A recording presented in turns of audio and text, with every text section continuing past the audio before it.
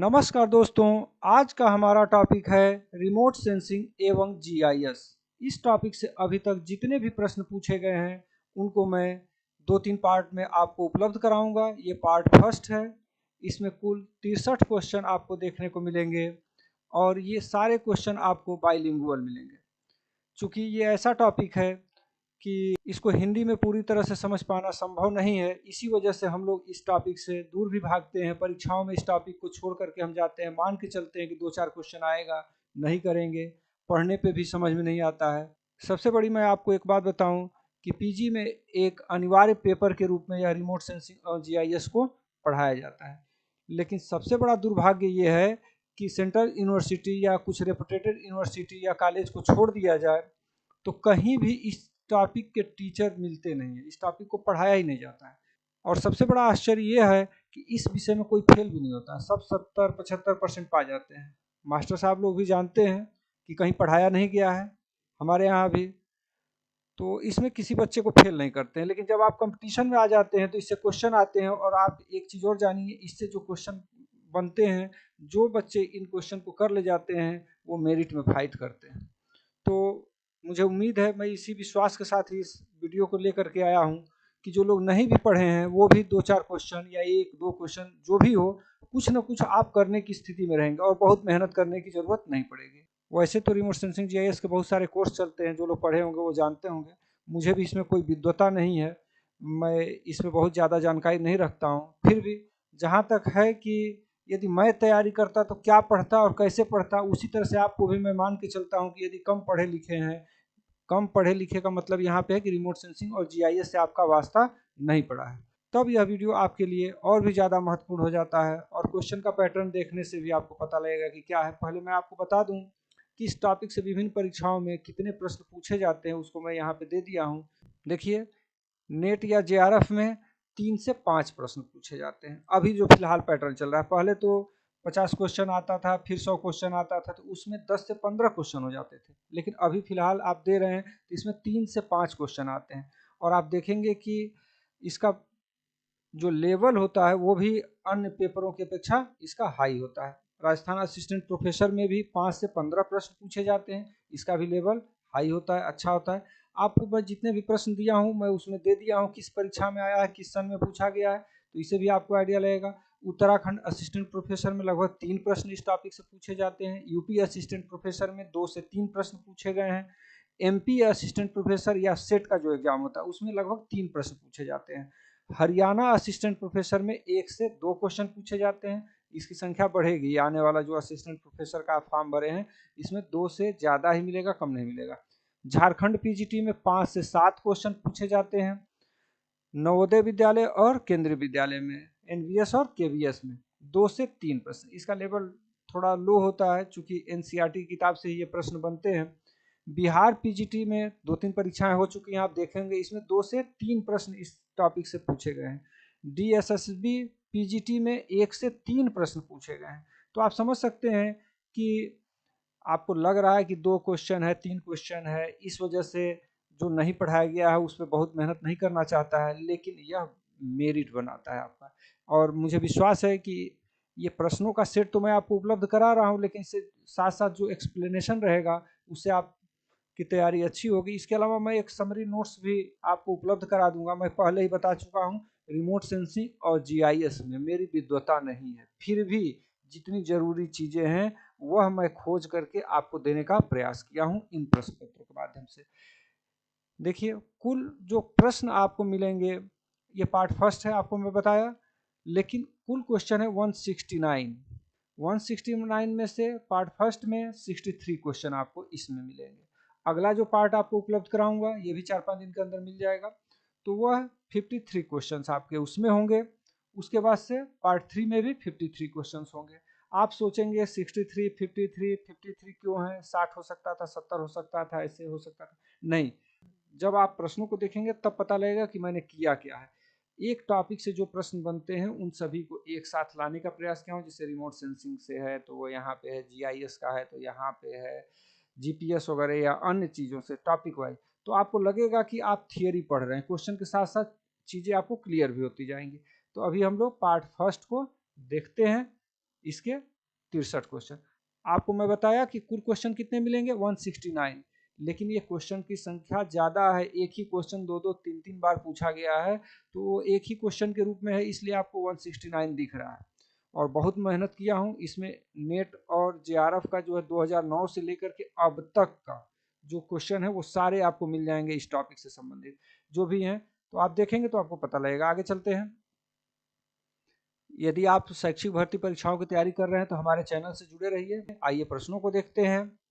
पहला प्रश्न है, वह प्रक्रिया है जो किसी क्षेत्र की भौतिक विशेषताओं का पता लगाती है और उनकी निगरानी करती है। यहाँ पे आपको भरना है, क्या होगा। इंग्लिश में दे दिया हूँ, मैं हिंदी ही पढ़ूंगा, जहाँ पे लगेगा कि कुछ डिफिकल्ट लग रहा है तो मैं इंग्लिश भी पढ़ दूंगा।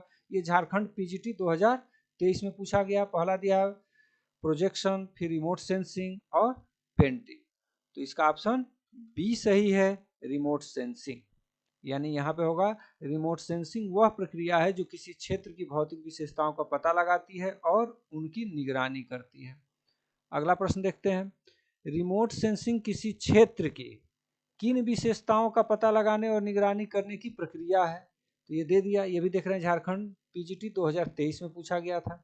यहाँ हिस्टोरिकल है, फिजिकल है, केमिकल है, इकोनॉमिक है, तो इसमें फिजिकल भौतिक विशेषताओं का पता लगाती है, तो इस तरह से इसका ऑप्शन बी सही है, भौतिक या फिजिकल। अगला देखिए, रिमोट सेंसिंग तकनीक संवेदी वस्तुओं द्वारा उत्सर्जित, परावर्तित या विवर्तित के गुणों का उपयोग करती है। झारखंड पीजीटी 2023 का ये क्वेश्चन है। विद्युत तरंगों, विद्युत चुंबकीय तरंगों, ध्वनि तरंगों, पवन तरंगों। इधर आप पढ़ लीजिए, इंग्लिश में देखना चाहें तो electric waves, electromagnetic waves, sound waves और विंड वेव्स। तो इसका ऑप्शन बी सही है, विद्युत चुंबकीय तरंगों, इलेक्ट्रोमैग्नेटिक वेव्स को क्या करती है, के गुणों का उपयोग करती है रिमोट सेंसिंग। थोड़ा सा हम लोग उत्सर्जित, परावर्तित या विवर्तित जो टर्मोलॉजी है इसको समझ लेते हैं इस फिगर के माध्यम से। यहाँ पे देखिए रिफ्लेक्शन दिया हुआ है, रिफ्लेक्शन रेज आई, लाइट आई और जिस माध्यम में आई उसी माध्यम में ये लौट गई। दूसरा रिफ्रैक्शन क्या होता है, एक माध्यम से लाइट आ रही है, दूसरे माध्यम में प्रवेश कर जाती है और इसका जो पथ है या मार्ग है, डायरेक्शन है, वो इससे दूसरे तरफ विचलित हो जाता है। थोड़ा सा फिजिक्स जो लोग पढ़े होंगे वो इस चीज़ को समझ रहे होंगे, जैसे कि अभी एग्जाम्पल भी मैं आपको दे दूंगा। और दूसरा है डिफ्रैक्शन, डिफ्रैक्शन यहाँ पे देखिए डिफ्रैक्टेड। तो डिफ्रैक्शन क्या होता है, किसी किनारे पर जब लाइट पड़ती है तो विभिन्न दिशाओं में उससे फैलती है, या किसी होल से जब लाइट प्रवेश करती है तो उसमें फैलाव आता है। उसको एग्जाम्पल से देखते हैं। देखिए यहाँ पर रिफ्लेक्शन, यहाँ आ रहा है, लाइट पड़ रहा है, ये रोशनी इधर उधर जा रही है, जैसे हमारे कमरे में रोशनी रहती है, रिफ्लेक्शन की वजह से रहती है। अगला यहाँ पे देख रहे हैं, एक इसमें गिलास में कोई चीज़ डाला गया है तो वो टेढ़ा दिखाई देता है, तो वह है रिफ्रैक्शन है। और डिफ्रैक्शन का देखिए ये है, बादलों के बीच से जहाँ जहाँ से जगह रहता है, आप शाम को देखेंगे या दिन में देखेंगे जो लाइट दिखाई देता है वो डिफ्रैक्शन का एग्जाम्पल। आगे देखते हैं, नीचे दो कथन दिए गए, एक अभिकथन ए और दूसरा तर्क। अभिकथन ए है, सुदूर संवेदी दूर से बिना भौतिक संपर्क के पृथ्वी की वस्तुओं के बारे में आंकड़े प्राप्त करने का विज्ञान और कला है। तर्क क्या है, आंकड़ों का संग्रह वायुयान और उपग्रह में अधिष्ठापित सुदूर संवेदियों के माध्यम से किया जाता है। और यहाँ से आपको कूट है, इसमें से आपको आंसर देखना है। तो पहला जो है कि ये तो सही है, सुदूर संवेदी दूर से बिना भौतिक संपर्क के पृथ्वी की वस्तुओं के बारे में आंकड़े प्राप्त करने का विज्ञान और कला है। ये अभिकथन तो सही है, तो ए और आर दोनों सही है और आर ए की सही व्याख्या करता है, ये व्याख्या नहीं कर रहा है। इसका ऑप्शन सी सही है, ए सही है किंतु आर गलत है। आंकड़ों का संग्रह वायुयान और उपग्रह में अधिष्ठापित सुदूर संवेदियों के माध्यम से किया जाता है, लेकिन इसके बहुत सारे स्टेशन धरातल पे भी होते हैं, उनका भी सहयोग होता है, इस वजह से इसको नहीं मान रहा है। तो इस तरह से इसका जो आयोग से आंसर की मिला हुआ है वही मैं आपको यहाँ पे बता रहा हूँ, इसका उत्तर सी सही है। आगे देखते हैं, इसमें भी उसी तरह से दिया हुआ है, कथन और कारण वाला क्वेश्चन है। किसी वस्तु अथवा परिघटना में परिवर्तन आकलन सुदूर संवेदन द्वारा एक प्रक्रिया है। जीआईएस का प्रयोग आंकड़ों के परिवर्तन के आकलन में सहायक होता है। ये आपको कूट दे दिया है, इसमें से आंसर आपको खोजना है। तो इसका ऑप्शन बी सही है। ए और आर दोनों सही हैं, किंतु आर ए की सही व्याख्या नहीं है। तो इस तरह से आप देख रहे हैं रिमोट सेंसिंग से संबंधित टॉपिक आपको मिलते जा रहे हैं, और उसमें क्या क्या चीजें होती हैं आप चाहें तो एक तरह से देख सकते हैं। अगला है, पर्यावरण निगरानी में रिमोट सेंसिंग का उपयोग करने का प्राथमिक लाभ क्या है? बिहार पीजीटी 2024 में यह पूछा गया है। यह उच्च स्थानिक रिजोल्यूशन के साथ वास्तविक समय डेटा प्रदान करता है। बिल्कुल सही है। यह सस्ता और आसानी से उपलब्ध है। सस्ता और आसान रहता तो सब लोग अपने यहाँ इस्तेमाल करते व्यक्तिगत रूप से, सस्ता और आसान नहीं है। यह केवल दिन के उजाले के दौरान आयोजित किया जाता है, तो रात में युद्ध नहीं लड़ा जाता, ये भी जानते हैं। रात में भी चीज़ों का हम इमेज ले सकते हैं, कर सकते हैं, इस तरह की टेक्नोलॉजी सब आई हुई है।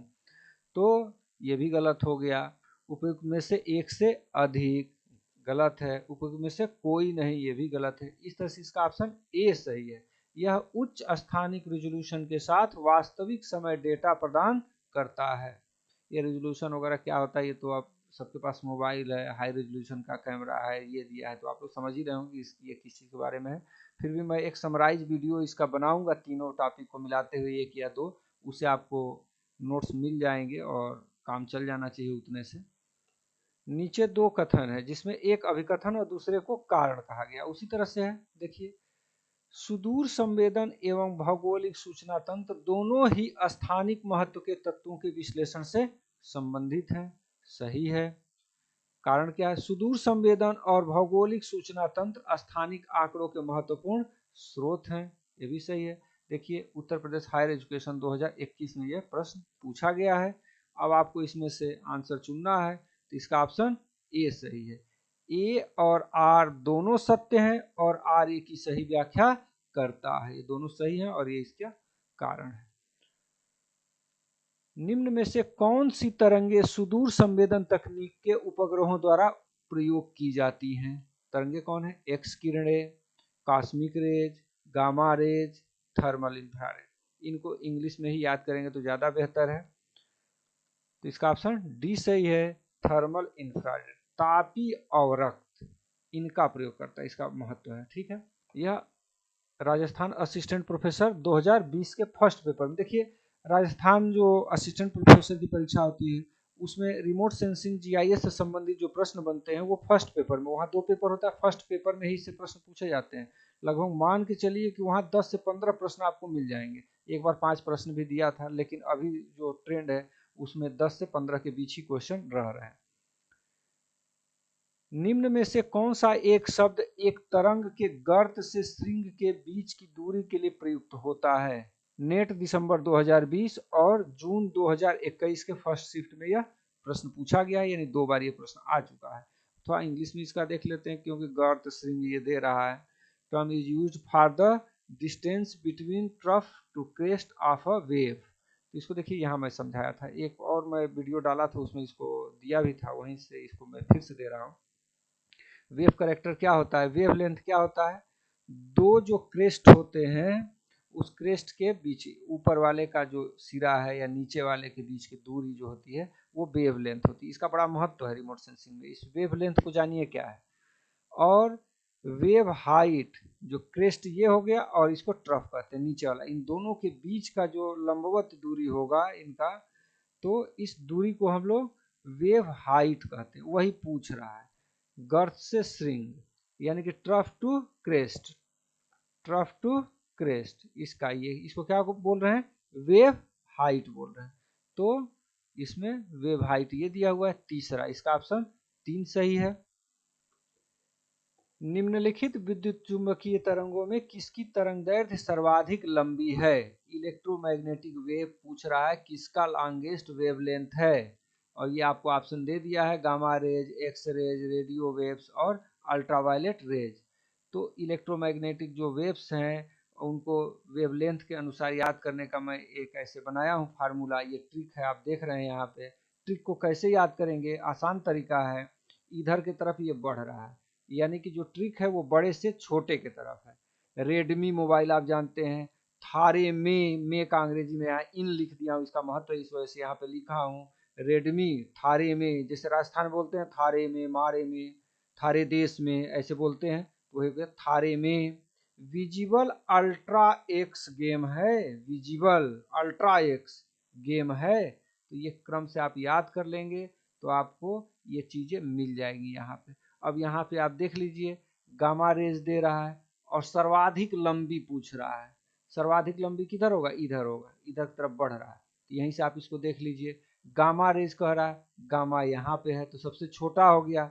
एक्स रे कह रहा है उससे बड़ा है। उसके वजह से रेडियो वेव्स कह रहा है, रेडियो वेव्स देखिए यहाँ पे radio television, Redmi, Redmi radio, तो ये सबसे ज़्यादा इसी का होगा। इस तरह से इसका ऑप्शन सी सही है, रेडियो वेव्स। अभी इस तरह के बहुत सारे प्रश्न इसी सेट में आगे मिलेंगे, ये आपको समझ में आ जाएगा, कई बार मैं समझाऊंगा। आगे चलते हैं। सुदूर संवेदन में प्रयुक्त निम्नलिखित विद्युत चुंबकीय तरंगों में से किसका तरंग दैर्घ्य सबसे कम है। यहाँ ज्यादा पूछ रहा था, यहाँ कम पूछ रहा है। ऑप्शन क्या है, ग्रीन, रेड, ब्लू, इंफ्रारेड। तो यहाँ पे आप देख रहे हैं कि ग्रीन, रेड, ब्लू और इंफ्रारेड तो पीछे आपको अभी जो दिखा रहा था उसमें दिखा था, लेकिन ये तो नहीं दिखा था। तो इसको यहाँ देख लेते हैं। ऐसे है, ट्रिक आपको मैं ये बताया था वहाँ पे कि रेडमी थारे में विजिबल अल्ट्रा एक्स गेम है। तो यहाँ से चल रहे हैं, न्यूनतम पूछा है कम, तो कम किसका होगा, इंफ्रारेड यहाँ दे रहा है। इंफ्रारेड क्या है, यहाँ पे ये इंफ्रारेड, थर्मल इंफ्रारेड या रिफ्लेक्टेड इंफ्रारेड, ये दोनों इसी से, इसीलिए इन यहाँ पे लगाया था इससे। थर्मल इंफ्रारेड और थारे रे से रिफ्लेक्टेड इंफ्रारेड, इन दोनों में लगा हुआ है। इस तरह से इसको याद रहेगा आपको। तो यहाँ पे ये पड़ा हुआ है। उसके बाद से आप देख रहे हैं कि ग्रीन, रेड और ब्लू, तो ग्रीन, रेड, ब्लू इधर तो दिख नहीं रहा है, यानी कि यह विजिबल में आता है। तो देखिए इसका बढ़ते क्रम में आप लोग पढ़े होंगे, हाई स्कूल वगैरह में इसका फार्मूला पढ़ा दिया जाता है, 6, 7, 8 में भी पढ़ा दिया जाता होगा। तो इधर आप देख रहे हैं कि इधर भी आपका वेवलेंथ बढ़ रहा है। आपको सबसे कम वेवलेंथ पूछा है, तो इसमें हो गया हरा, ग्रीन देखिए यहाँ पे पड़ा हुआ है। उसके बाद से है रेड, तो ग्रीन से रेड, यहाँ सबसे ऊपर रेड ही पड़ा है।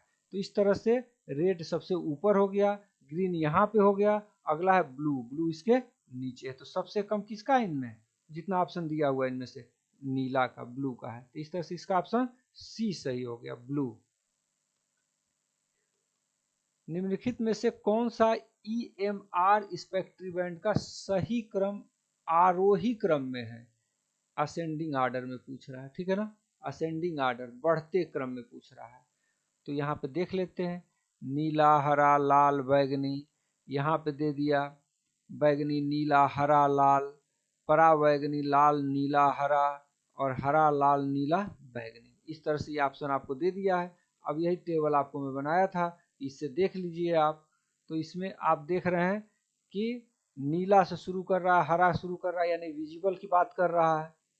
और यहाँ पे परावैगनी कह रहा है, यानी अल्ट्रावायलेट, अल्ट्रावायलेट यहाँ पे है।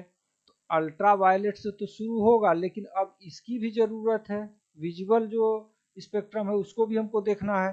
तो उसको भी यहाँ खोल लेते हैं, देख लेते हैं। यहाँ अल्ट्रावायलेट से स्टार्ट होगा, बढ़ते क्रम में आपको पूछ रहा है, तो अल्ट्रावायलेट से शुरू हुआ, यानी कि ये या ये, इन्हीं दोनों में से कोई एक सही होगा। अब यह नीला और यह लाल है, तो आप जान रहे हैं कि लाल सबसे हाईएस्ट होता है। यहाँ पे देखिए रेड सबसे ऊपर है, तो ये गड़बड़ है और यहीं पे ये पकड़ में आ गया। अगला जो है कि हरा होगा, ब्लू के बाद ग्रीन और उसके बाद रेड। इस तरह से इसका ऑप्शन बी सही है, परावैगनी, नीला, हरा और लाल।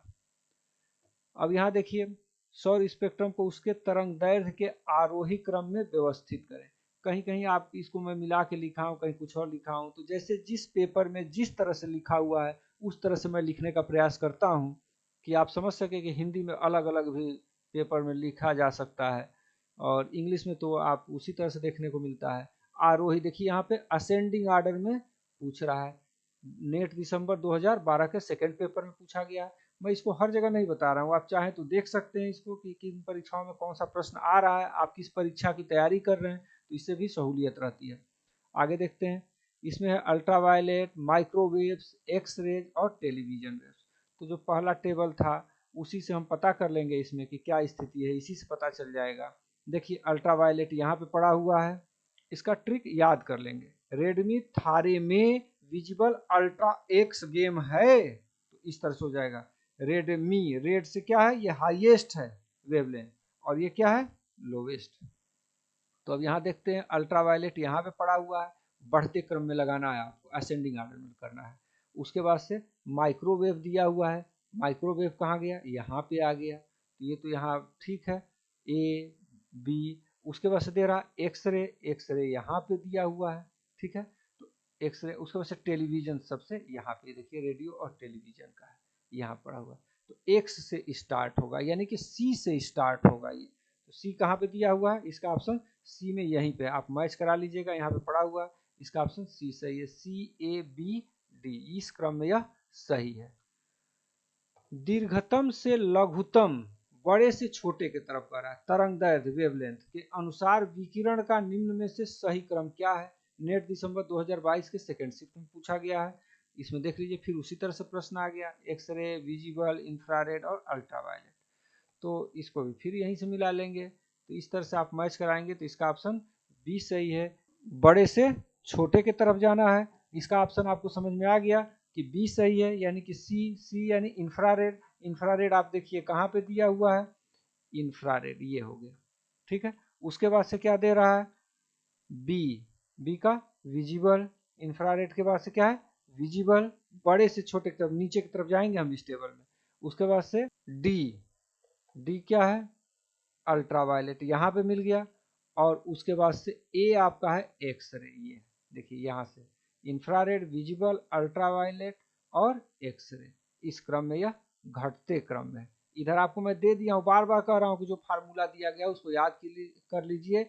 रेडमी थारे में विजिबल अल्ट्रा एक्स गेम है, इससे बहुत ये मतलब सामान्य प्रश्न होता है। मैं आपको बता दूं कि इसी से क्वेश्चन आपका आया था यूपी हायर एजुकेशन में, और मैं इस टॉपिक को छोड़ के गया था, सामान्य प्रश्न पूछा था, उसमें रेडियो वाला दिया था कि किसका हाईएस्ट होता है, बस सिंपल था, निम्नलिखित में से किसका हाईएस्ट, वो भी क्वेश्चन आपको मिला होगा या आगे मिल जाएगा, किसका हाईएस्ट। मैं गलत करके आया था, क्योंकि मैं इसको मान के चलता था कि रिमोट सेंसिंग जीआईएस पढ़ने में बहुत अजीब सा है, पता नहीं क्या पूछेगा। तो कुछ क्वेश्चन तो फिक्स है, आप देख रहे हैं लगातार इस टेबल से क्वेश्चन आपको मिलते जा रहे हैं, तो इस टेबल को आप तैयार कर लीजिए हर हाल में, ये सामान्य प्रश्न इससे बनता है, एक क्वेश्चन आपका गलत नहीं होगा। निम्नलिखित में से तरंग दैर्घ्य वेवलेंथ के बढ़ते हुए आधार पर सही क्रम कौन सा है। एमपी सेट 2022 में प्रश्न पूछा गया है, मतलब छोटे से बड़े की तरफ ये भी कह रहा है, देखिए उसी तरह से ये प्रश्न आ गया है, इसको आप देख लीजिए और इस टेबल से आप मैच कराइए। तो इसको मैच कराएंगे तो आप देखेंगे कि डी, गामा किरणें, सबसे पहले क्या है, गामा किरणें, यानी कि गामा रेज बढ़ते क्रम में देना है, बढ़ते हुए आधार पर, ठीक है ना, इंक्रीजिंग वेवलेंथ कह रहा है, तो गामा सबसे नीचे है। उसके बाद से देखिए अल्ट्रावायलेट दे रहा है, अल्ट्रावायलेट उसके ऊपर है, विजिबल उसके ऊपर हो गया, और उसके इंफ्रारेड उससे ऊपर है। तो आप काफी प्रश्न प्रैक्टिस करने को लगातार मिल रहे हैं। यह देखिए तरंग दैर्घ्य के बढ़ते क्रम में रखे, यहाँ भी इंक्रीजिंग ऑर्डर में कह रहा है। नेट जून 2023 में प्रश्न पूछा गया विभिन्न राज्यों की परीक्षाओं में, और नेट में तो लगातार इससे प्रश्न बन रहे हैं, इसलिए आपको हर हाल में इसको याद करना ही होगा। इंफ्रारेड, अल्ट्रावायलेट, माइक्रोवेव, गामा, ये दे दिया, और इस विकल्प में से आपको चयन करना है, यहाँ पे दे दिया है, इसका ऑप्शन डी सही है, यानी डी बी ए सी। तो डी क्या है, गामा, ये हो गया, डी के बाद बी दे रहा है, बी क्या है, अल्ट्रावायलेट, देखिए यहाँ पे आ गया। उसके बाद से ए इंफ्रारेड है, इंफ्रारेड ये हो गया। अब ये इंफ्रारेड यहाँ मैं बताया रेडमी थारे में यानी कि थारे का प्रयोग न करें, इंफ्रारेड बोल दिया, तो ये दोनों इसमें आ गए, थर्मल इंफ्रारेड या रिफ्लेक्टेड इंफ्रारेड। इंफ्रारेड शब्दावली इस्तेमाल करा तो विजिबल के बाद यही आ रहा है, इसमें से कैटेगराइज कर देगा तब अलग अलग आपको देखना पड़ेगा, लेकिन यहाँ कैटेगराइज नहीं कर रहा है, सीधे इंफ्रारेड दे दिया, तो ये आ गया। उसके बाद से सी दिया हुआ है माइक्रोवेव, देखिए सबसे यहाँ ऊपर हाईएस्ट है, तो कम से ज्यादा की तरफ यहाँ अरेंज हो गया।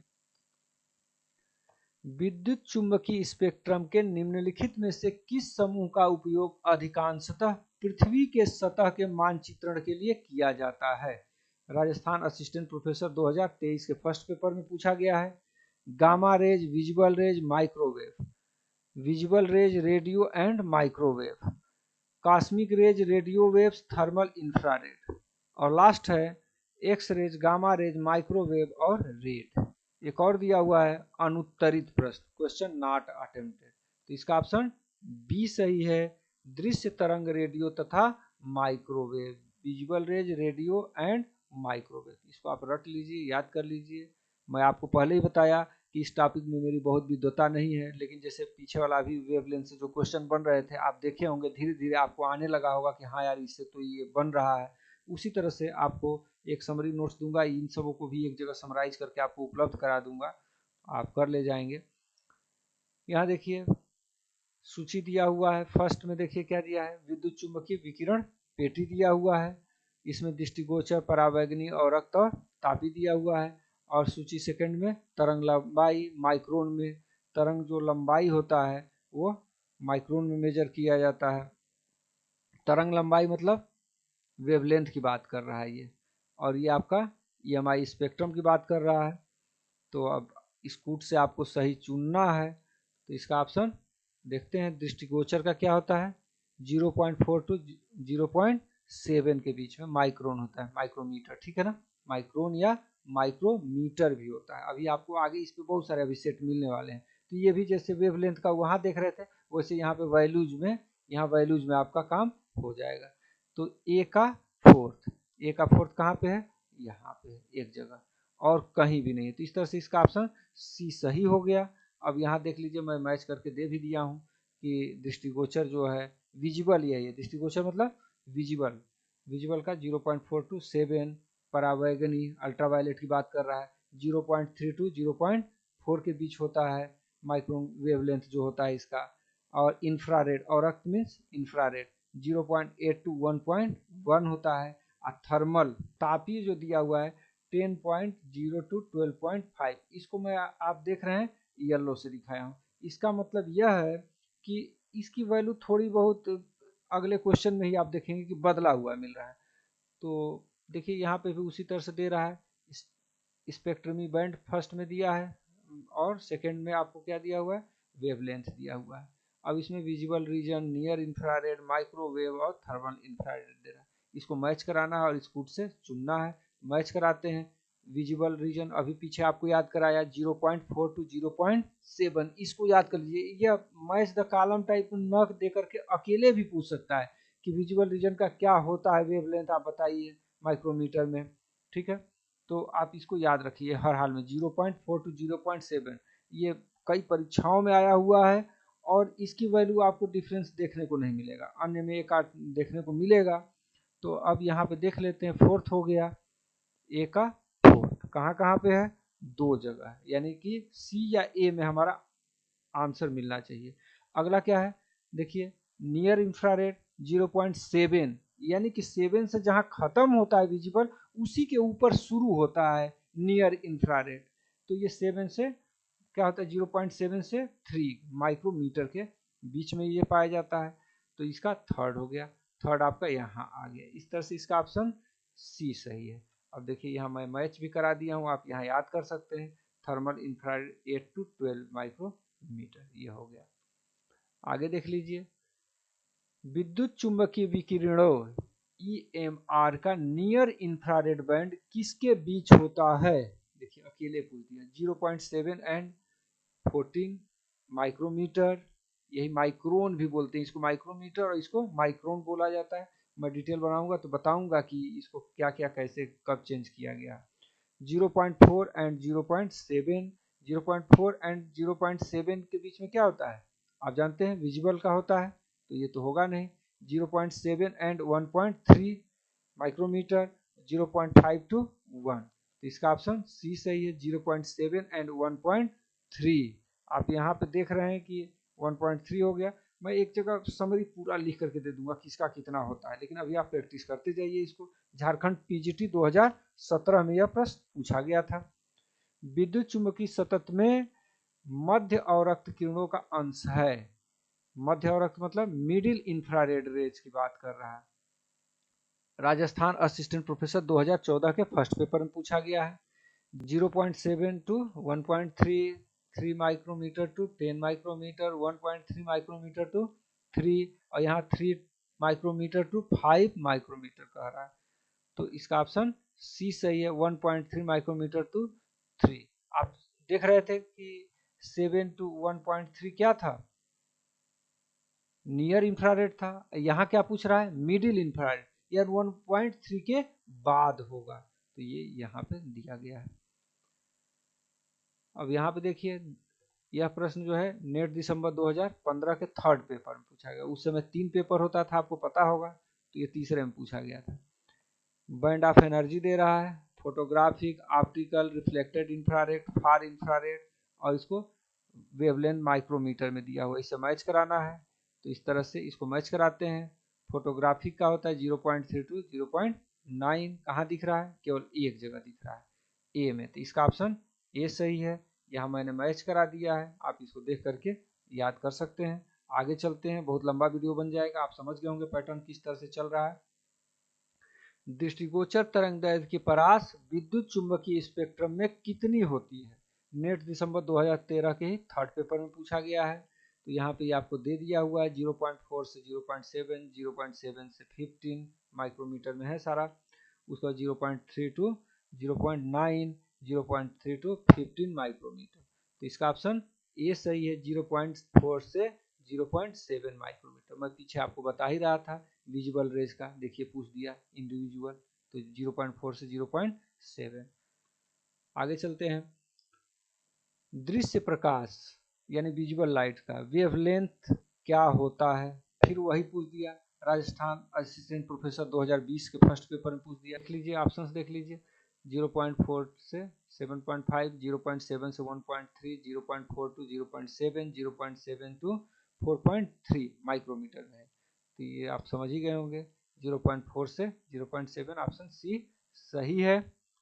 अगला देख लेते हैं, निम्नलिखित में से कौन सा रैखिक लंबाई माप 10 टू द पावर -6 मीटर के भिन्नात्मक माप से निकाला जा सकता है, तो इसका ऑप्शन देखिए, नैनोमीटर, माइक्रोमीटर, मिलीमीटर और फेम्टोमीटर, ये दिया हुआ है। नेट जनवरी 2017 में प्रश्न पूछा गया है, तो इसका आप देख लीजिए, यहाँ पे मैंने दे दिया है, इससे आप देख सकते हैं नैनोमीटर का जो भिन्नी माप होता है 10 टू द पावर 9, देखिए 3-3 के अंतर में आएगा, ये 3-3 के अंतर में आएगा।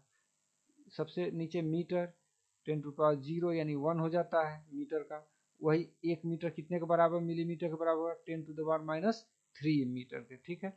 Micrometer 10 to the power -6 metre, metre में ये दिया हुआ है, ठीक है ना, भिन्नीय माप, ये मीटर में लिखना होगा तो ऐसे लिखेंगे। और नैनोमीटर का 10 टू द पावर -9, तो आप यहाँ पे देख लिए कि 10 टू द पावर -6 क्या होता है, ये माइक्रोमीटर, माइक्रोमीटर यहाँ देखिए, इसका ऑप्शन बी सही है, माइक्रोमीटर। यहाँ भी दो सूचियों को मिलान करना है, आप यहाँ पे दे दिया हुआ है भिन्नी माप, और इनको मैच कराना है, तो मैच करा करके देखते हैं। तो नैनोमीटर का क्या होता है, 10 टू द पावर 9, में टेबल पीछे दिया था, आप नहीं ध्यान दिए होंगे, यहाँ भी मैं दूंगा अभी। उसके बाद से माइक्रोमीटर, 10 टू द पावर -6, ये मिल गया। ये देखिए यहाँ पे एक जगह है, यहाँ 2 जगह था, यहाँ 1 जगह, इस तरह से इसका ऑप्शन सी सही है। यहाँ पे मैं मैच करा दिया हूँ, वही टेबल फिर से मैं यहाँ दे दिया हूँ, आप इसको देख सकते हैं। बर्फ और बादल के बीच विभेदीकरण करने के लिए कौन सा विद्युत चुंबकीय बैंड अधिक उपयोगी है, झारखंड पीजीटी 2017 में देख रहे होंगे आप, एक तरह के प्रश्न आपको एक साथ में दिया हूँ। अब यहाँ पे थोड़े से बदले हुए आ रहे हैं, देखिए NIR, SWIR, TIR, विजिबल, ठीक है। तो इसका देख लेते हैं यहाँ से, स्पेक्ट्रमी बैंड मुख्य एप्लीकेशन क्या है, यहाँ पे मैं दे दिया हूँ। नीला का क्या, ब्लू का क्या काम होता है, ग्रीन का क्या काम होता है, रेड का क्या होता है, थर्मल का क्या काम होता है, इंफ्रारेड का क्या काम होता है, SWIR, शॉर्ट वेव इंफ्रारेड, ठीक है, शॉर्ट वेव इंफ्रारेड, SWIR, बर्फ और बादल के बीच विभेदीकरण में ये काम आते हैं। यही पूछ रहा है, बर्फ और बादल के बीच विभेदीकरण के लिए कौन सा विद्युत चुंबकीय बैंड अधिक उपयोगी है, तो यहाँ पे SWIR, शॉर्ट वेव इंफ्रारेड, ठीक है। तो अब ऑप्शन देख लेते हैं इसमें, SWIR, इसका ऑप्शन बी सही है, शॉर्ट वेव इंफ्रारेड। अगला देखते हैं, निम्नलिखित में से दृश्य वर्णक्रम में न्यूनतम वर्णक्रमीय परावर्तन किसका होगा, मध्य प्रदेश असिस्टेंट प्रोफेसर 2022 में प्रश्न पूछा गया है। सूखी नग्न मृदा, स्लेटी भूरा कह रहा है इसको, वनस्पति हरा, इसका इंग्लिश वर्जन उपलब्ध नहीं था, हिंदी में ही था, तो मैं हिंदी में ही इसको दिया हूँ। और ये दे रहा है रेत यानी सिल्ट की बात कर रहा है, और पानी, साफ पानी की बात कर रहा है। और क्या पूछ रहा है, न्यूनतम सबसे कम वर्णक्रमी परावर्तन किसका होगा। तो पहले इसको देख लीजिए, यहाँ पर मैं दे दिया हूँ वर्णक्रमी परावर्तन, यहाँ दे दिया क्लियर वाटर। किसमें, दृश्य वर्णक्रम, इसको ध्यान दीजिएगा, यहाँ पे है दृश्य वर्णक्रम। दृश्य वर्णक्रम का मतलब समझ रहे हैं आप, दृश्य वर्णक्रम का विजिबल रेज की बात कर रहा है, उसमें विजिबल यानी 400 नैनोमीटर लिख रहा है, वहां पे माइक्रोमीटर में था 0.4 माइक्रोमीटर, ये नैनोमीटर यानी 1000 से मल्टीप्लाई कर देंगे किसी में माइक्रोमीटर में तो वो नैनोमीटर में बदल जाता है। तो ये है 400 to 800 यानी आप 0.7 यानी 700, यानी 400 से लेकर 700 के बीच में विजिबल रेज रहता है, यानी कि इसके बीच में इधर कहीं होगा। तो इसमें सबसे नीचे क्या है, क्लियर वाटर। इसमें आपका क्या पूछ रहा था, अभी आप देख रहे थे न्यूनतम वर्णक्रमीय परावर्तन किसका होगा। तो अभी आपको न्यूनतम यहाँ मिल गया कि न्यूनतम किसका है, क्लियर वाटर का है सबसे कम, और सबसे ज्यादा किसका है, स्नो एंड आइस का दिख रहा है, ये सबसे हाईएस्ट ऊपर है। तो इस तरह से इसका ऑप्शन डी सही है, पानी साफ है। सर्वाधिक परावर्तन वनस्पति द्वारा होता है, वनस्पतियों द्वारा सर्वाधिक परावर्तन होता है, रिफ्लेक्शन होता है। इसमें भी देखिए सूची का मिलान करना है आपको, ये भी 2 बार पूछा गया है, एक नेट दिसंबर 2020 में और जून 2021 में ये प्रश्न आया हुआ है। अब इसको स्पेक्ट्रमी बैंड दिया हुआ है, इसका एप्लीकेशन से आपको मैच कराना है, तो मैच करा करके ये ऑप्शन छांटना है। तो मैच कराते हैं तो नीला ब्लू क्या करता है, समुद्र तट का मानचित्रण के काम में आता है। यहाँ पे आपको दिख रहा है एक ही जगह है, इस तरह से इसका ऑप्शन बी सही हो गया। यहाँ पे मैं मैच भी करा दिया हूँ। कोस्टल मैपिंग के लिए ब्लू बैंड काम करता है, वेजिटेशन डिस्क्रिमिनेशन के लिए, अंतर विभेदन के लिए ये ग्रीन काम करता है, और differentiating soil from vegetation rate बताता है आपको, वेजिटेशन स्ट्रेस एनालिसिस थर्मल करता है। इसको याद रखिएगा, इसमें से अलग अलग दे करके आपसे प्रश्न पूछ सकता है। देखिए यहाँ इलेक्ट्रोमैग्नेटिक स्पेक्ट्रम के किस भाग से चर्म कैंसर होता है, नेट दिसंबर 2018 में पूछा गया, बहुत आसान प्रश्न है। Gamma raise, ultraviolet rays, radiation, microwaves और रेडियो वेव्स, तो सब लोग जानते हैं अल्ट्रावायलेट रेज, इसका ऑप्शन बी सही होगा। निम्नलिखित में से कौन वर्णक्रम, वर्णक्रम मतलब क्या है, स्पेक्ट्रम की बात कर रहा है, सुदूर संवेदन तकनीक में निवर्तनीकरण का पता लगाने के लिए सबसे उपयुक्त होता है। ऑप्शंस देख लीजिए, thermal infrared visual spectrum band 0.4, visual spectrum band 0.5 और फाल्स कलर कंपोजिट। तो आइए पहले इसको देख लेते हैं, यहाँ पे मैं जो दिया था इसके पहले भी इसको मैं आपके सामने रखा था, यहाँ भी देख लेते हैं। निर्वनीकरण का पता लगाने के लिए क्या होता है, फाल्स कलर कंपोजिशन। तो इस तरह से इसका ऑप्शन डी सही है, फाल्स कलर कंपोजिशन। निम्नलिखित दूर संवेदी सेंसरों में से कौन सा वनस्पति आच्छादन में भेदन करता है। ऑप्शन देखिए, optical sensor, infrared sensor, thermal sensor, सभी प्रकार के सेंसर। अब देखिए सेंसर से संबंधित आने लगा, नेट दिसंबर 2015 में, इसका ऑप्शन सी सही है, थर्मल सेंसर। निम्नलिखित में से किस प्रकार के जल का दृश्य पट्टी विजुअल बैंड में, विजुअल बैंड में बात कर रहा है, सबसे अधिक प्रतिबिंबन होगा, स्पेक्ट्रल रिफ्लेक्शन की बात कर रहा है, नेट दिसंबर 2015 थर्ड पेपर में पूछा गया था। निर्मल जल, चिकनी मिट्टी युक्त निलंबित जल, शैवाल मिश्रित जल और तलछट और शैवाल मिश्रित जल, क्या कह रहा है, सबसे अधिक रिफ्लेक्शन पूछ रहा है। तो इसका ऑप्शन बी सही है, चिकनी मिट्टी युक्त निलंबित जल, चिकनी मिट्टी युक्त। ठीक है, कौन सी इलेक्ट्रोमैग्नेटिक विकिरण पत्ती वनस्पति प्रारूप के अध्ययन के लिए उपयुक्त है। उत्तराखंड जीडीसी 2017 में यह प्रश्न पूछा गया है। इंफ्रारेड, रडार, माइक्रोवेव और अल्ट्रावायलेट, तो इसका ऑप्शन ए सही है, इंफ्रारेड। निम्नलिखित में से किस स्पेक्ट्रम में बहुत अधिक क्लोरोफिल सांद्रता वाली झील में 12 माइक्रोग्राम प्रति लीटर से अधिक चरम परावर्तन होगा, इसको याद कर लीजिएगा। क्लोरोफिल सांद्रता के साथ रिफ्लेक्शन का बहुत सारे ग्राफ आपको नेट पे देखने को मिलेंगे। राजस्थान असिस्टेंट प्रोफेसर 2023 में ये प्रश्न पूछा गया है। तो देख लेते हैं, ये आपको वैल्यूज दे दिया है 7 to 8, 0.7 to 0.86 ये सब दिया हुआ आप देख रहे हैं। तो इसका ऑप्शन सी सही है, 0.5 से 0.6 माइक्रोमीटर के बीच में। सुदूर संवेदन में पर्णहरितिमा अवशोषण वर्णक्रम निम्नलिखित में से किस तरंग दैर्ध्य में आता है? एमपी सेट 2017 में प्रश्न पूछा गया था। तो ये वर्णक्रम आपको दे दिया है, इसका ऑप्शन डी सही है, 0.722 to 1.30 माइक्रोमीटर। अगला है, जब वायुमंडलीय कणों का व्यास विकिरण के तरंग दैर्ध्य के बराबर होता है तो यह कहलाता है। राजस्थान असिस्टेंट प्रोफेसर 2020 में पूछा गया है। किस तरह का नॉन सेलेक्टिव स्कैटरिंग, स्कैटरिंग भी पढ़ाऊंगा मैं आपको, बताऊंगा। मी स्कैटरिंग या रिले स्कैटरिंग और नन ऑफ दीज स्कैटरिंग के ये प्रकार हैं। ये तो कम से कम आप जान ही जाइए कि स्कैटरिंग कितने तरह के हैं। तो ये प्रकार दिए हुए हैं, इसमें से पूछ रहा है कि जब कणों का व्यास विकिरण के तरंग दैर्ध्य वेवलेंथ के बराबर होता है तो यह कहलाता है। इसका ऑप्शन बी सही है, मी स्कैटरिंग। अगला देखते हैं, जब विकिरण तरंग दैर्ध्य का मान वायुमंडलीय कणों के आकार के बराबर होता है कौन सा प्रकीर्णन होता है? वायुमंडलीय कणों के, देखिए राजस्थान असिस्टेंट प्रोफेसर 2023 में पूछा गया है। यहाँ पे भी उसी तरह से सब आ गया, स्पेक्ट्रा, रिले, मी। तो इसका ऑप्शन डी सही है, मी या माई भी इस तरह से लिखा हुआ था। भूभाग के लक्षणों का सुदूर संवेदन अधिकांशतः किस पर आधारित है? राजस्थान में यह प्रश्न आया हुआ है।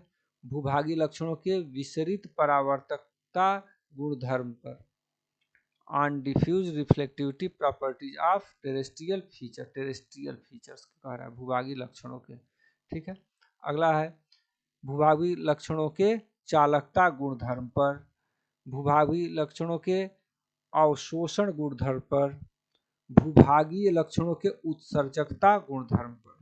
तो इसका ऑप्शन डी सही है, भूभागीय लक्षणों के उत्सर्जकता गुणधर्म पर।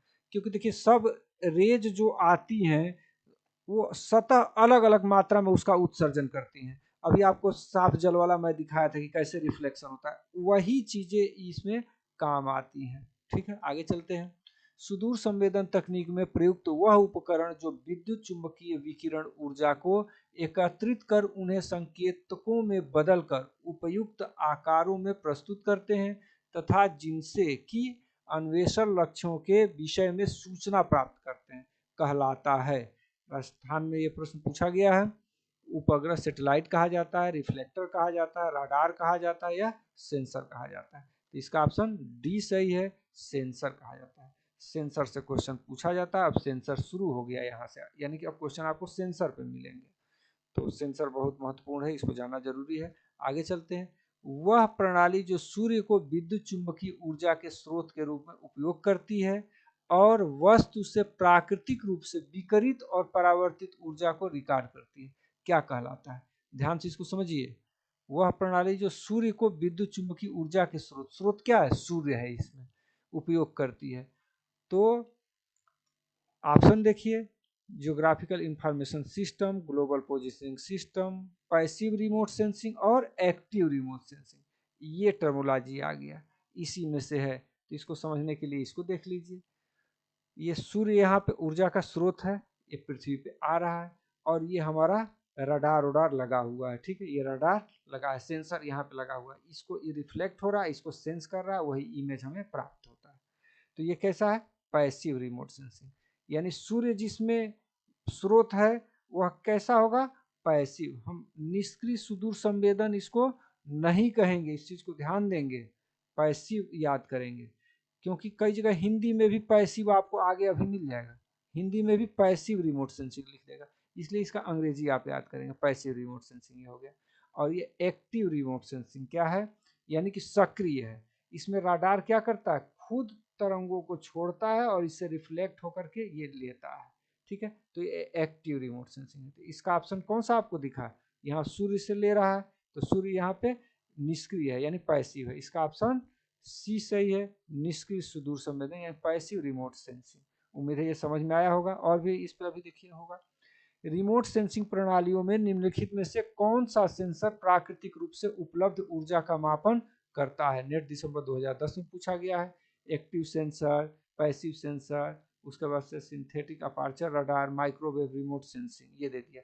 क्या कर रहा है? रिमोट सेंसिंग प्रणाली में किसमें कौन सा सेंसर प्राकृतिक रूप से उपलब्ध ऊर्जा का, प्राकृतिक रूप से, तो अभी तो आप पढ़े हैं पैसिव, ठीक है, प्राकृतिक रूप से ये ऊर्जा है इसका मापन कर रहा है, ये क्या है? पैसिव। तो इसका ऑप्शन बी सही है, पैसिव सेंसर। मैं आपसे क्या कहा? इंग्लिश याद करिएगा। देखिए यहाँ पे पैसिव, इंग्लिश में भी हिंदी में भी पैसिव है। आप निष्क्रिय याद करके रखते, काम बिगड़ जाता। इसलिए इसको कुछ चीज टर्मोलॉजी जो है उसको इंग्लिश में याद करने का प्रयास करिए।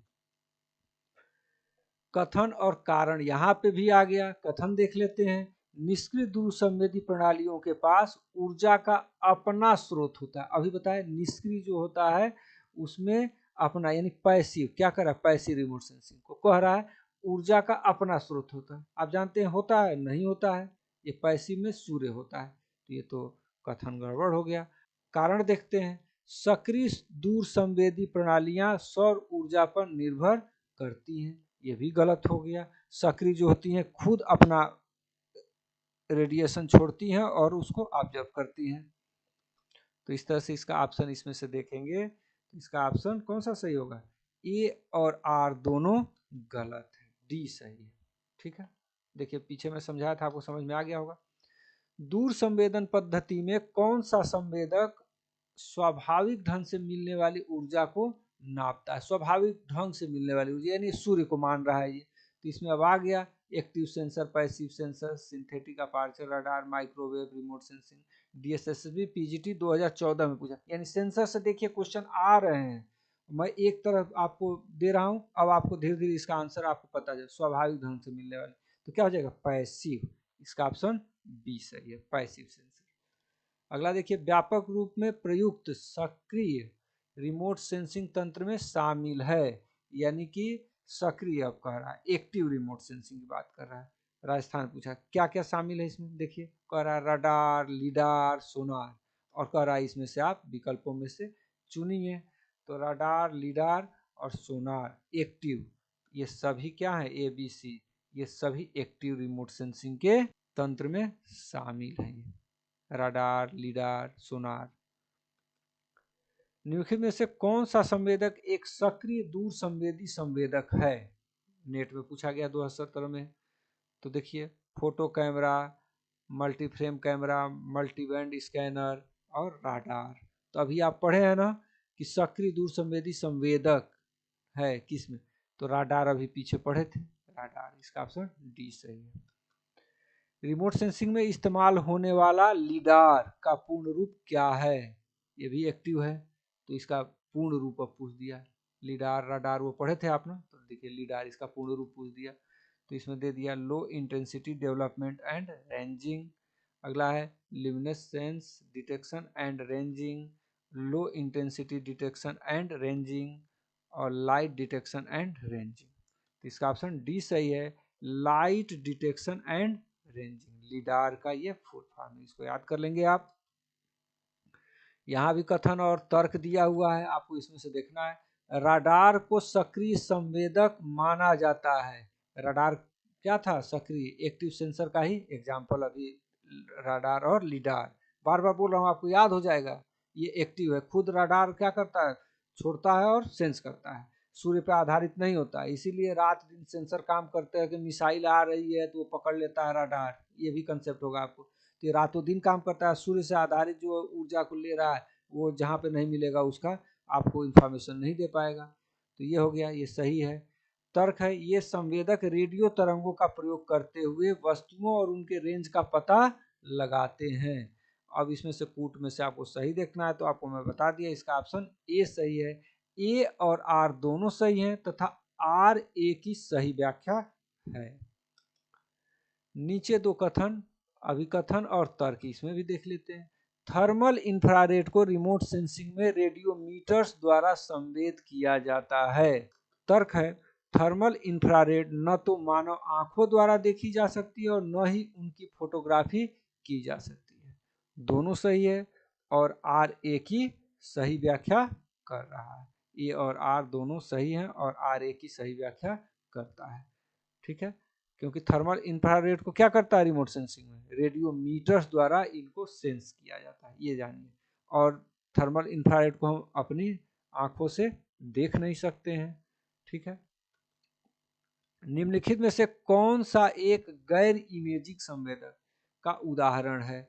ये आपको ऑप्शन दे दिया, मल्टी स्पेक्ट्रल स्कैनर, ट्रियास फर्स्ट, लीस, रडार अल्टीमीटर। और उत्तर कोई नहीं। देखिए राजस्थान असिस्टेंट प्रोफेसर 2023 के फर्स्ट पेपर में आया हुआ है, इसको यहाँ इससे देख लीजिए। Active sensor, passive sensor, sensors का प्रकार दे दिया गया है, स्कैनिंग, नॉन स्कैनिंग, इस तरह से दिया हुआ है। क्वेश्चन क्या कर रहा है, गैर इमेजिंग, नॉन इमेजिंग सेंसर कह रहा है कि कौन है, नॉन इमेजिंग सेंसर। इसमें आप देख रहे हैं ये दिया हुआ है, तो इसी में एक जो टेबल था उसमें छूट गया है, ये रडार अल्टीमीटर। ठीक है, ये किसका है, नॉन इमेजिंग। तो रडार अल्टीमीटर कहाँ पे है, ये डी में है, तो इसका ऑप्शन डी सही हो गया। In which of the following fields passive microwave remote sensing is use, DSSB PGT, ये इंग्लिश में ही उपलब्ध था, तो इसका ऑप्शन भी इंग्लिश में है। आप समझ भी गए होंगे, कोई दिक्कत नहीं, पैसिव यहाँ पे लिखा है। तो इसमें पेडोलॉजी, एग्रीकल्चर, मिनरोलॉजी, ओशनोग्राफी। तो पैसिव रिमोट सेंसिंग यूज किस में किया जाता है, ऑप्शन डी सही है, ओशनोग्राफी में। सोनार जो होता है ना, सोनार की मदद से आप फिगर बनाते हैं, समुद्र तल का जो देखते हैं गहराई ऊंचाई उसका, तो उसमें यही इस्तेमाल होता है।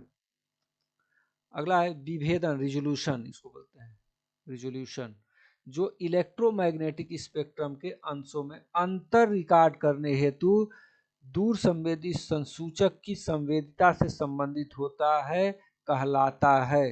देखिए हिंदी में तो बड़ा क्लिष्ट क्लिष्ट शब्दों का इस्तेमाल कर दिया, नेट दिसंबर 2019 में पूछा गया था।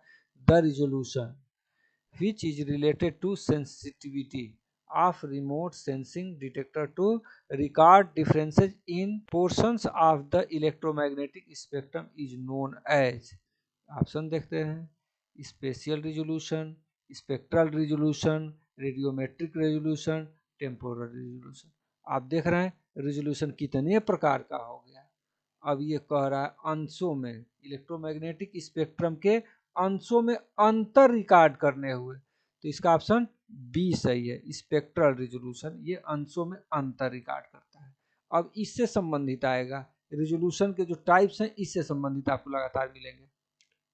एक रिमोट सेंसिंग डिटेक्टर की संवेदनशीलता जो इसके सिग्नल सामर्थ्य को धरातल से परावर्तित या उत्सर्जित विकिरण प्रवाह के अनुसार विभेदित करता है, परिभाषित किया गया है। किसकी परिभाषा है ये, ऑप्शन दे रहा है वही spectral resolution, radiometric resolution, spatial resolution या टेम्पोरल रेजोल्यूशन।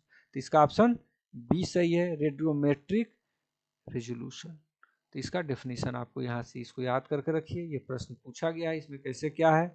अगला देखिए, को एक ही क्षेत्र में दो समान फ्लाइट्स के बीच समय अंतराल के रूप में दिया जाता है, यानी समय में अंतर कौन सा रेजोल्यूशन पता करता है, इसका आपको देना है। तो टेम्पोरल रेजोल्यूशन, ये सब रेजोल्यूशन, रेडियोमेट्रिक रेजोल्यूशन, बार बार इसको मैं पढ़ लिया, अब आपको लग गया होगा कि रेजोल्यूशन कितने टाइप का होता है, स्पेशियल हो गया, स्पेक्ट्रल हो गया। तो क्या कह रहा है, ये समय में अंतर की बात कर रहा है, तो टेम्पोरल, ठीक है, टेम्पोरल समय में ये बताता है, तो इसका ऑप्शन ए सही है, टेम्पोरल रिजोल्यूशन। यहाँ सूचियों को मिलान करना है, नेट में ये पूछा गया है, री एग्जाम जो हुआ था, नेट एक बार हुआ 2024 में, कैंसिल हो गया, फिर दोबारा जो हुआ है उसमें ये प्रश्न आया हुआ। देखिए क्या है, रेजोल्यूशन आपको दे दिया है और इधर आपको बैंड यूटिलिटी इसका कह रहा है कि किस में ये काम आता है, और यहाँ से आपको विकल्प चुनना है कि कौन किससे मैच है। तो इसका ऑप्शन आप देखेंगे तो सब एक दूसरे से मैच कर रहा है, ठीक है, तो इसका ऑप्शन बी सही है, ए का फर्स्ट, बी का सेकेंड, सी का थर्ड और डी का, आप याद कर सकते हैं। वैसे इस तरह के प्रश्न बहुत रिपीटेड नहीं होते हैं, फिर भी आया है तो आपको देखना चाहिए। यहाँ देखिए, निम्नलिखित में से किस स्थिति में सेंसर रिमोट एक स्पेक्ट्रम पर छोटी वस्तुओं का भी पता लगाने में सक्षम होता है? ऑप्शन देखिए, जब कालिक विभेदन सभी पिंडों के लिए समान होता है, जब स्थानिक विभेदन उच्चतर होता है, जब विकिरणमापी विभेदन उच्चतर होता है, जब वर्णपट विभेदन को निर्दिष्ट तरंग दैर्ध्य में अभिलिखित किया जाता है। कह रहा है छोटी वस्तुओं का भी मतलब उसमें अंतर आप कर सकते हैं, छोटी वस्तुओं में भी पता लगा सकते हैं। तो जब स्थानिक विभेदन उच्चतर होगा, इसका ऑप्शन बी सही है। जब रिजोल्यूशन लोकल लेवल पर ज़्यादा रिजोल्यूशन होगा तो हम छोटी छोटी चीज़ों को भी बड़े लेवल पर देख सकते हैं। लीस्ट फोर्स सेंसर का स्थानिक दिक प्रदर्शन यानी कि रिजोल्यूशन दिक प्रदर्शन आ गया। हर जगह रिजोल्यूशन पढ़ रहे थे, दिक प्रदर्शन है। रिजोल्यूशन क्या है, 2 बार ये पूछा गया है, तो इसलिए इसको आप याद ही कर लीजिएगा तो अच्छा है। ऑप्शन आपके सामने है, इसका उत्तर ए सही है। 5.8 मीटर इसका है। लीस्ट फोर्स सेंसर का जो है रिजोल्यूशन होता है 5.8 मीटर। मीटर में, माइक्रोमीटर में नहीं, मीटर, ये याद रखेंगे। अब इंडिया से संबंधित कुछ रिमोट सेंसिंग से क्वेश्चन आए हुए हैं, उनको देख लेते हैं। भारतीय दूर संवेदन संस्थान कहाँ स्थित है? देखिए, यूपीएससी असिस्टेंट प्रोफेसर 2016 में ये प्रश्न पूछा गया था। बेंगलोर, देहरादून, हैदराबाद, कोची, तो इसका ऑप्शन बी सही है, देहरादून। अगला देखिए, निम्नलिखित में से कौन सा संगठन भारत में रिमोट सेंसिंग डाटा प्राप्त करने और उसको प्रोसेस करने के पश्चात उस पर कार्य करता है? कौन काम करता है इस पर?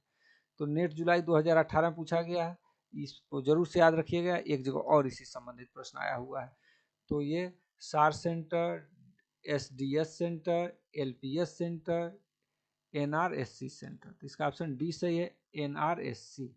अब इसका National Remote Sensing Agency C दिया हुआ है और यहाँ पे एजेंसी है हैदराबाद, एनआरएस से लिखा जाता है, तो यहाँ पे ऐसे है। अब इसमें क्या डिफरेंस, अब ये मैं अभी आपको नहीं बता पाऊंगा, लेकिन बस ये समझिए एनआरएससी आंकड़ों पर काम करता है।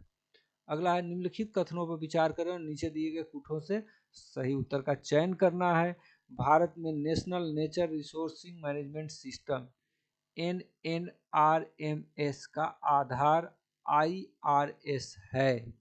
दूसरा कह रहा है, भारत में पृथ्वी ऑब्जर्वेशन की विकासात्मक तथा परिचालनात्मक जिम्मेदारियों का national Remote Sensing agency NRSA के द्वारा निरीक्षण किया जाता है। अब यहाँ पे आपको कूट दे दिया है कि इसमें क्या सही है, इसका ऑप्शन ए सही है, सिर्फ एक सही है, एक, दूसरा सही नहीं है। निम्नलिखित में से किस वर्ष में IRS 1A प्रक्षेपित किया गया? ऑप्शंस देख लीजिए, 1982, 1987, 1988, 1990। एनसीईआरटी में आप पढ़ेंगे तो उसमें भी आपको मिल जाएगा बुक्स में, तो इसका ऑप्शन सी सही है, 1988। अगला देख लीजिए, निम्नलिखित में से कौन सी भारतीय दूर संवेदी सैटेलाइट IRS P4 इस नाम से भी जानी जाती है? ये भी 2 बार आ चुका है। देखिए नेट वाला इसमें रिपीट, 13 में पूछा गया, यहाँ 18 में पूछा जा रहा है, यानी कि नेट वाले जो क्वेश्चन है वो MP सेट में रिपीट हो रहे हैं, इस चीज़ को जानिए। यानी MP सेट की यदि आप तैयारी कर रहे हैं तो नेट के भी जो प्रीवियस ईयर क्वेश्चन है उनको आपको देखते रहना चाहिए। ऑप्शन देख लिए, resource set, edu set, remote set और ओशन सेट, इसका ऑप्शन डी सही है, ओशन सेट। भारतीय उपग्रह भू निरीक्षण उपग्रह 3 EOS 3 जो एक सुदूर संवेदी उपग्रह है, कब प्रक्षेपित किया गया? यूपी असिस्टेंट प्रोफेसर 2021 में ये पूछा गया है। ये ऑप्शंस यहाँ पे दिए हुए हैं, इसका ऑप्शन सी सही है, 12 अगस्त 2021। अब अंतिम प्रश्न देख लेते हैं। निम्नलिखित कथनों पर विचार करें और नीचे दिए गए कूटों से सही उत्तर का चयन करें। नासा भारत में समस्त सैटेलाइट डेटा के लिए राष्ट्रीय स्तर पर प्राप्ति एवं वितरण की एजेंसी है। नासा भारत में क्यों, अब भारत बहुत डेवलप हो गया है, गड़बड़ है ये बात। नासा डिकोडेड डेटा NNRMS को भेजती है जिसकी गतिविधियां विभिन्न अस्थायी समितियों द्वारा मार्गदर्शित होती हैं। तो नेट में ये प्रश्न आया हुआ है और कूट से आपको ये कह रहा है, तो इसका ऑप्शन डी सही है, न ही 1 और न ही 2, यानी ये दोनों क्या हैं, गलत। उम्मीद है दोस्तों ये आपको पसंद आया होगा। अगला वीडियो आपको पार्ट 2 उपलब्ध कराऊंगा। इसमें 53 क्वेश्चन होगा, मैं पहले ही बताया। आपको इन प्रश्नों को थोड़ा सा समय ज़्यादा लगा क्योंकि इसमें प्रश्न बहुत लेंदी टाइप के पूछे जाते हैं, इसलिए वीडियो थोड़ा सा लंबा बन रहा है और बनेगा भी।